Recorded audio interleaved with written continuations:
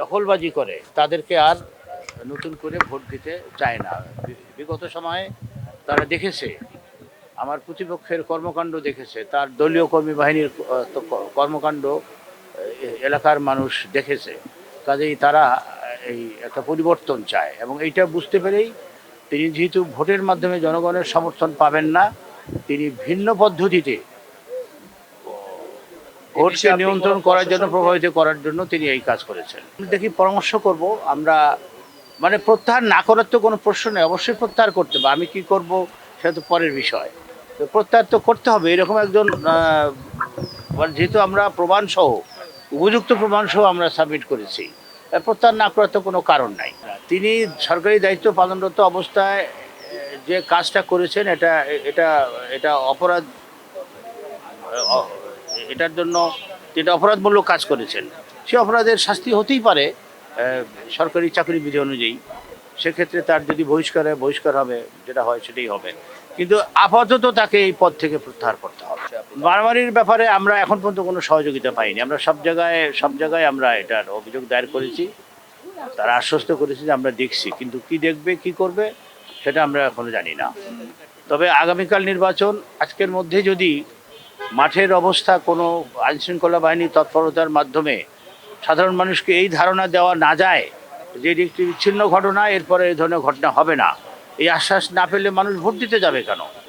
আমরা যতই প্রচারণা করি না কেন সুষ্ঠু এবং নিরপেক্ষ নির্বাচনের জন্য, কিন্তু যদি আমরা পরিবেশ সৃষ্টি করতে না পারি, সাধারণ মানুষের যতই আগ্রহ উদ্দীপনা থাকুক না কেন, তারা তো ঝুঁকি নিয়ে ভোট দিতে যাবে না।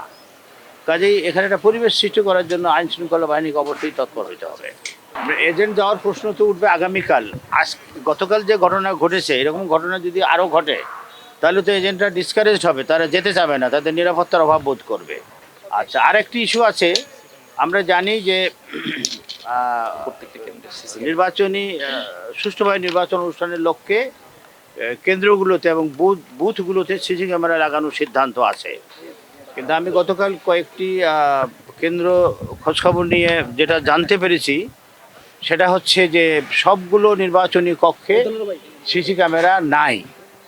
তো জিজ্ঞেস করাতে আমাদের স্থানীয় মিরপুরের যে পল্লবীর যে সহকারী রিটার্নিং কর্মকর্তা, তিনি আমাকে জানালেন যে এগুলো ঝুঁকিপূর্ণ কেন্দ্রগুলোতে রাখা হবে। গোটা আসনটাই যেখানে ঝুঁকিপূর্ণ, সেখানে কোনো কেন্দ্র তো আর ঝুঁকির বাইরে নাই। বিশেষ করে কয়েকটি কেন্দ্র আছে, আমরা বলার চেষ্টা করেছি যে এই কেন্দ্রগুলো তো ঝুঁকিপূর্ণ। এখন ওনারা ঝুঁকিপূর্ণ কীভাবে নির্ধারণ করবে, কী তার মাপকাঠি, সেটা আমাদের জানা নাই। কাজে এই অস্পষ্টতাগুলো রেখে, এই অস্পষ্টতাগুলোর ফাঁকফোকর দিয়ে আমি যতটুকু জিনিস, আমার প্রতিপক্ষ এই ইলেকশনে কারচুপি করার সুযোগ সৃষ্টির জন্য তিনি প্রভাব খাটিয়ে তিনি সংশ্লিষ্ট ব্যক্তিদের সঙ্গে যোগাযোগ করে কোথাও তাদেরকে সিসি ক্যামেরা স্থাপন থেকে বিরত করেছে। আবার এমন অভিযোগ শুনেছি যে তারা কোথাও যে সিসি ক্যামেরার সংযোগ বিচ্ছিন্ন করে দিয়েছে।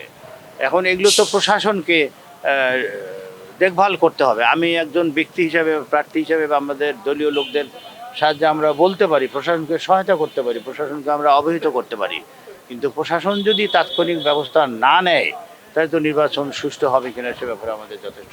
তার একটি কমিটি হচ্ছে নির্বাচনী সামগ্রী, ব্যালট বাক্স থেকে বা কী বলে ব্যালট পেপার থেকে শুরু করে অন্যান্য নির্বাচনী সামগ্রী বিতরণ এবং নির্বাচন শেষে সংগ্রহ করার যে উপকমিটি, তার যিনি আহ্বায়ক নির্বাহী প্রকৌশলী কামরুল হাসান, তিনি গতকাল রাত 10টার পরে আমিনুল হক সাহেবের ইস্টার্ন হাউজিং, যে তার বাসার পাশে তার যে নির্বাচনী অফিস এবং যেখানে সাইনবোর্ড আছে মহানগর উত্তরের বিএনপির কার্যালয় হিসেবে, সেখানে তার সঙ্গে দেখা করেছেন এবং একান্তে মিটিং করেছেন। এটার আমরা ভিডিও ক্লিপ এবং ছবি অভিযোগের সঙ্গে পেনড্রাইভে করে সংযুক্ত করেছি।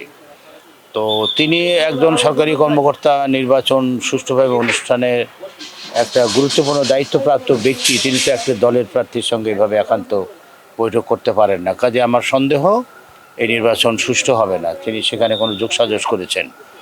এই কর্মকর্তা নির্বাহী প্রকৌশলী কামরুল হাসান উত্তর সিটি কর্পোরেশনের পুর বিভাগের, আমি তার দ্রুত প্রত্যাহার দাবি করছি, আজকের দিনের মধ্যেই তার প্রত্যাহার দাবি করছি এবং সেখানে একজন নিরপেক্ষ ব্যক্তিকে পদায়নের জন্য দাবি জানাচ্ছি।